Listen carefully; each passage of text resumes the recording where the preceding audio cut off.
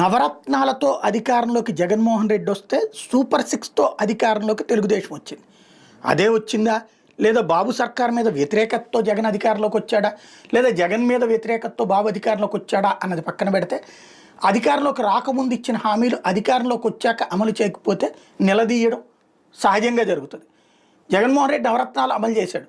అందులో వచ్చినటువంటి చిన్న చిన్న మార్పులు లైక్ ఏదైతే 12,500 చొప్పున 4 ఏళ్ళు 50,000 ఇస్తానన్నది 13,500 చొప్పున 5 ఏళ్ళు ఇచ్చిన దాంట్లో కేంద్రం ఇచ్చిన 6,000 కూడా ఉన్నాయి కదా అని ప్రశ్నించారు కదా సహజంగానే.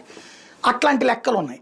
అదే సందర్భంలో తల్లికి వందనం అమ్మఒడి 15,000 ఇస్తానని చెప్పి చివరికి 2,000 తగ్గించావు అన్నటువంటిది ఇప్పుడు అదే జరుగుతోంది. మళ్ళీ ఇక్కడ కూడా అట్ ద సేమ్ టైం ఆనాడు ఇచ్చినటువంటి హామీలలో సూపర్ సిక్స్ అనేది జగన్ ఇచ్చిన నవరత్నాల ద్వారా వచ్చే 40,000-50,000 కంటే మేము 70,000-80,000